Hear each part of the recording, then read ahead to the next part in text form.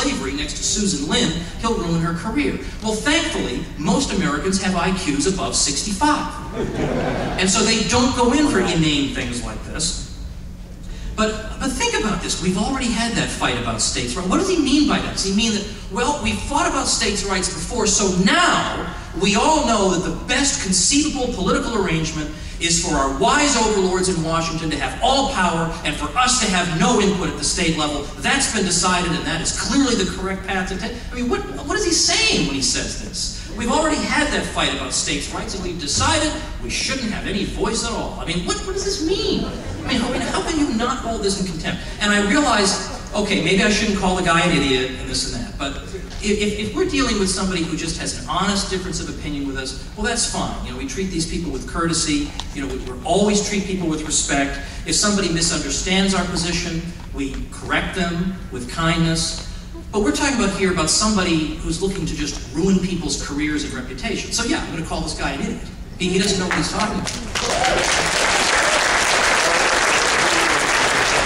But if he's going to make this claim that nullification in some way is connected with slavery, I'm going to tell you a little story. And that little story takes place one night in March 1854 and involves a fugitive slave named Jonathan Glover, who had been taken into federal custody by a federal marshal on the grounds of having violated the Fugitive Slave Act of 1850. Now, a mob gathered in front of the jail where Jonathan Glover was being held, and a local anti-slavery newspaper editor named Sherman Booth took command of the crowd and urged them to storm the jail and release the fugitive slave, which they did. Well, Sherman Booth was arrested for having aroused the crowd into violating a federal law. So Booth was brought before a federal district court, but he applied for a writ of habeas corpus, and the Wisconsin State Supreme Court granted it to him and released him. The State Supreme Court declared the Fugitive Slave Act of 1850 to be unconstitutional and void. Now, it's true, there is a fugitive slave clause in the Constitution, Article 1, Section 2, but that does not mean that absolutely any action the federal government takes on behalf of the rendition of a slave is therefore constitutional. And in one of my books, 33 Questions, I actually talk about the constitutional objections to the Fugitive Slave Act of 1850. I don't have time to get into that tonight. Well, they let Booth go, so the same federal marshal arrests him again. This time he's found guilty of violating federal law, he's imprisoned and fined, but once again the Wisconsin State Supreme Court releases him. Well, at this point, the U.S. Supreme Court demands that the Wisconsin State Supreme Court send it a copy of the case, a record of the case. The State Supreme Court refuses to do it. So it takes until March of 1857 before the U.S. Attorney can get a copy of the case. I mean, this is when states actually had a backbone.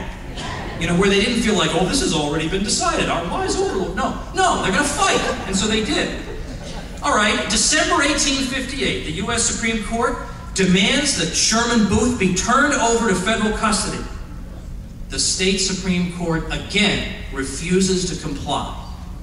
1859, the Wisconsin legislature, heartily approving of what its State Supreme Court has done, adopts a resolution in support of the Virginia and Kentucky resolutions of 1798 and the right of state nullification.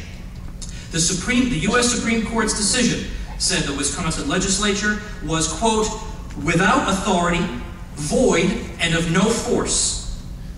And then it went on to quote 2 paragraphs from the Kentucky resolutions of 1798. So if you're going to tell me that nullification supports slavery, you don't know anything about American history. Stop embarrassing yourself and shut up.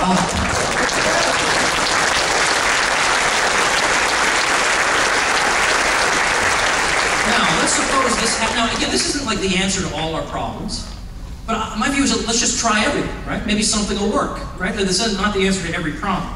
And in fact, we can probably expect some federal court to hand down its solemn opinion that we, who nullify federal laws, are not respecting the Constitution.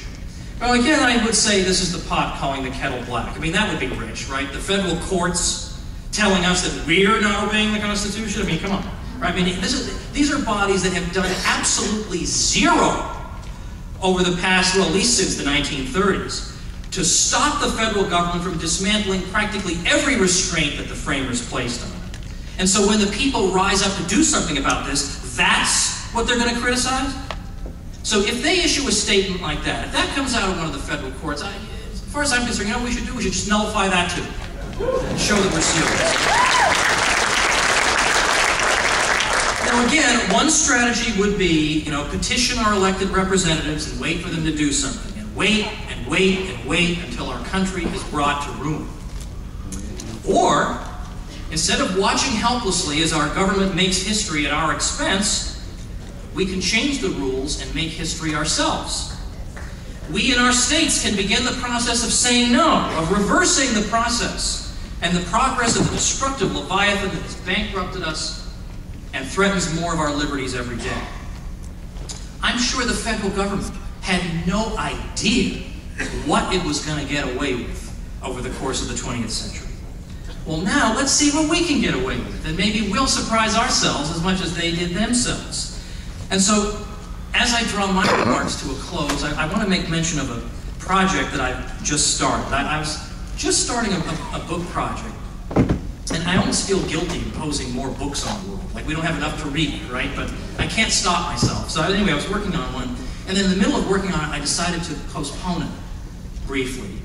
Because it occurred to me that given everything that's going on, it's so surprising, it's so shocking that there's this movement to actually do something on the state level, I decided instead that in the short run, I'm going to write a book, a little book, and it'll also have a one-word title. The one word is going to be Nullification.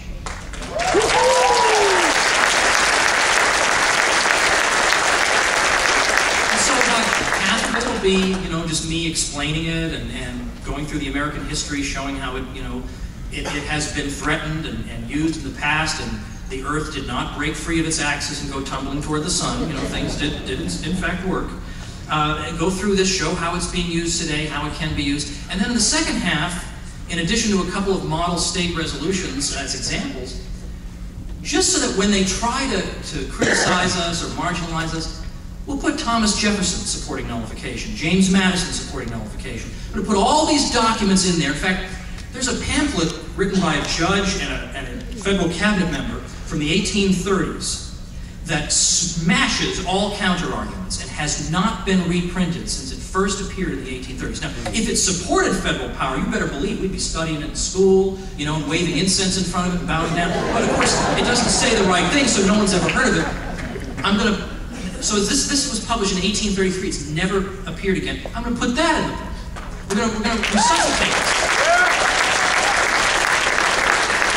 So I'll make it. This is supposed to be in stores mid-June, so I guess I better get cracking. But anyway, so the thinking is that this is an easy way. You can look here. Just look at this. It explains what we're doing and why it's a good idea, why it's as American as can be. And so probably my various places where I blog or my tomwoods.com website, I'll be posting about that. But ultimately, what we're dealing with here is that I think a lot of us, we're the action-oriented type. We want to do something. Well, this is action. There you go. See? This is action we can take. Let's employ every mode of self-defense that Thomas Jefferson put in our arsenal. Forget about waiting for our liberties to be handed back to us. As Lord Byron said, who would be free themselves must strike the blow. Amen.